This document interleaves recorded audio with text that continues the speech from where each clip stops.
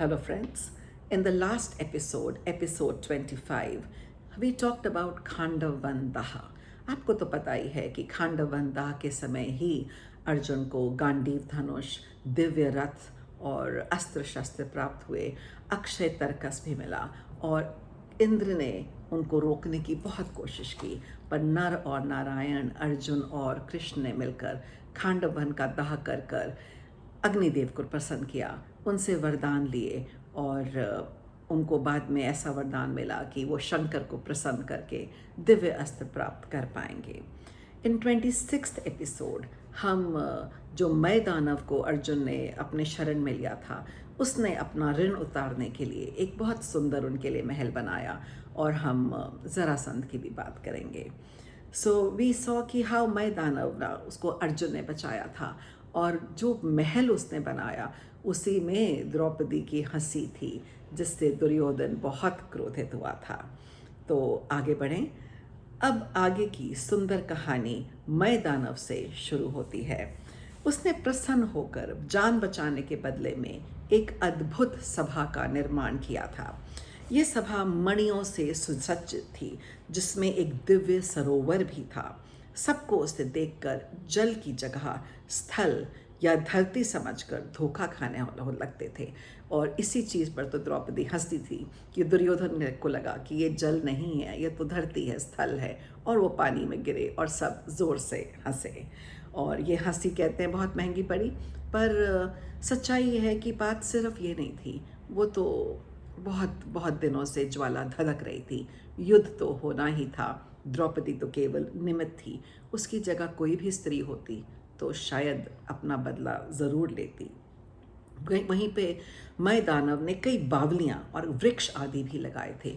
अति मनोरम महल बनाया था और ये बहुत मायावी प्रतीत होता था। कहीं कुछ दिखता था, कहीं कोई प्रतिबिंब दिखता था। इसमें स्वयं नारद ऋषि और गंधर्व इत्यादि आते थे, वहाँ बैठकर सबको शिक्षा देते थे। यहीं पर नारद जी ने उन्हें ज्ञान और उपदेश दिया। वो तो देवताओं के भी मुनि थे। युधिष्ठिर को अच्छा राजा बनने को प्रेरित किया और कहा कि कैसे राज्य चलाना चाहिए। नारद जी ने कहा कि उनके स्वर्गीय पिता पांडु ने उन्हें स्वर्ग में आकर कहा कि राजसूय यज्ञ करने का काम करना चाहिए। ये संदेश उन्होंने नारद द्वारा भेजा। तब श्री कृष्ण आदि से विचार करके उन्होंने इसका निर्णय किया। श्री कृष्ण ने युधिष्ठिर से जरासंध को मारने के विषय में बात की तो सब राजाओं को पराजित करके बहुत पीड़ित करा था, उनको बंधक बना के रखा हुआ था और उनका बहुत शोषण करता था। उन्होंने कहा कि उसके वध के बिना राजसूय यज्ञ नहीं हो पाएगा, जिसे हम अश्वमेध यज्ञ भी कहते हैं, जो सारे चारों दिशाओं में अपना डंका फैलाने के लिए किया जाता है। उसके क्रूर कर्म जरासंध के रोकने के लिए ही उन्होंने कहा कि राजसूय यज्ञ उसके बाद ही हो पाएगा। और उसने कहा कि ये यशस्वी आप तभी बनोगे जब जरासंध से सबको मुक्ति दिलाओगे। श्री कृष्ण ने बताया कि मगध देश के राजा बृहद्रथ के कोई पुत्र नहीं था। उन्होंने जरासंध के जन्म की कथा सुनाई। उन्होंने चंड कौशिक ऋषि की बहुत सेवा करी। इसने ऋषि ने प्रसन्न होकर उन्हें एक आमंत्रित फल दिया और कहा कि उन्हें संतान पुत्र ज़रूर प्राप्त हो जाएगा और अपनी पत्नी को खिलाने के लिए कहा। तो उन्होंने अपनी दोनों रानियों को बुलाया और एक एक टुकड़ा दे दिया। उन दोनों के गर्भ से आधे आधे शरीर वाला पुत्र हुआ, जिसके एक आँख और एक कान ऐसी थी।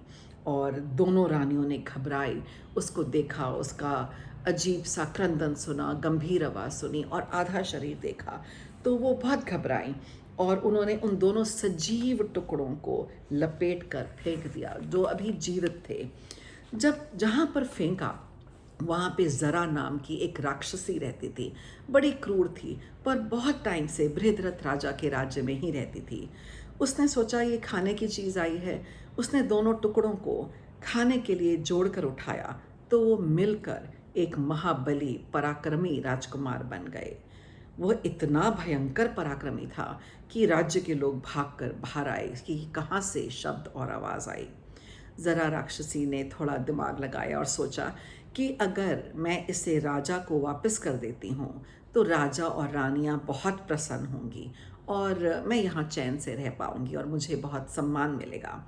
तो उसने जाकर राजा को जरासंध वापस किया, तो राजा बहुत प्रसन्न हुए और रानियाँ भी। राजा ने कहा कि वह उसे सर्वदा सम्मान देंगे और वो निर्भय उनके राज्य में रह सकती है। राक्षसी ने कहा कि वे वहाँ राज्य में सम्मान से रह रही है, इसलिए वो उनके पुत्र जरासंध को उन्हें लौटा रही है। क्योंकि जरा ने उस दो टुकड़ों की संधि करके उसे जीवित किया था, इसीलिए उसका नाम जरासंध पड़ गया, जरा द्वारा करी हुई संधि। ऋषि कौशिक ने कहा कि यह अपराजित रहेगा, इसे कोई हरा नहीं पाएगा और देवताओं के अस्त्र भी नहीं मार पाएंगे। ये कथा सुनकर कृष्ण और अर्जुन और भीम को लेकर जरासंध के मिलने के पहुँचे। वो चाहते थे कि अब उसके अंत का समय निश्चित किया जाए, अन्यथा युधिष्ठिर राजसूय यज्ञ नहीं कर पाएंगे, उन्हें यश और ख्याति भी नहीं मिलेगी और बंधक राजा भी मुक्ति नहीं पा पाएंगे। तो कृष्ण ने कहा कि यह अस्त्र और शस्त्र से नहीं मारा जाएगा, इसे कुश्ती या द्वंद्व युद्ध में भीम ही हरा सकते हैं। वो तीनों ब्राह्मण वेश में वहाँ पहुँचे। उन्होंने ये कहकर उसे ललकारा कि वह निर्दोष राजाओं का वध करता है। उसने कहा कि वह हर राजा को युद्ध में जीत कर लाया है। फिर कृष्ण ने उसे कहा कि मैंने तुम्हें निमंत्रण दिया है युद्ध का और ललकारा है, अब तुम्हें करना ही पड़ेगा। उसने भीम के साथ कुश्ती करने का निश्चय किया। वो बहुत ही अद्भुत और रोमांचकारी युद्ध था। ये युद्ध 13 दिन तक चलता रहा। आपको इससे बाली का युद्ध भी याद आ जाएगा, जो बहुत सालों तक, बहुत दिन तक चला। और 14वें दिन रात के समय जरासंध कुछ ढीला पड़ गया था। श्री कृष्ण ने उस इशारे से भीम को कहा कि यह उसे मारने की उचित स्थिति है। उन्होंने उसके 2 टुकड़े करने को कहा, क्योंकि वो तो संधि से बना था और यही उसकी थोड़ी कमज़ोरी थी। तो उन्होंने कहा कि इसके 2 टुकड़े करो ताकि अब उसकी संधि ना हो सके। तब भीम ने उसे वायु में घुमाकर पटक दिया और उसके ऊपर पैर रख के उसको 2 भागों में चीर दिया। फिर वह जरासंध के दिव्य रथ पर बैठकर निकले और सभी बंदी राजाओं को छुड़ाया।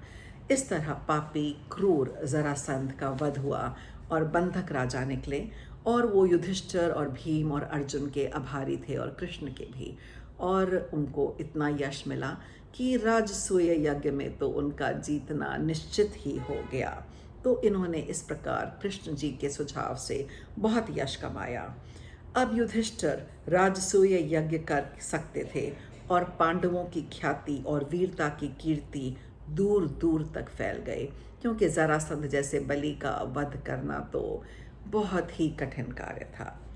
इसके उपरांत पांडवों ने दिग्विजय की और राजसूय यज्ञ किया और चारों दिशाओं को में जाकर अपने राज्य का डंका फैलाया। हर राजा युधिष्ठिर को सम्मान देने लगा और उसको अपना प्रधान समझने लगा। In the next episode, I will talk about the famous Shishupal. आपको याद है कि द्रौपदी के स्वयंवर में जरासंध और शिशुपाल दोनों आए थे और दोनों ही नहीं जीत पाए थे, और कैसे शिशुपाल का वध हुआ ये मैं आपको अगले एपिसोड में 27वें एपिसोड में बताऊंगी, और कैसे कृष्ण जी ने उसके 99 गलतियां माफ़ करके 100वीं पे उसका सिर धड़ से अलग कर दिया था। So looking forward to your comments and waiting to meet you in the next episode 28, and have a nice day.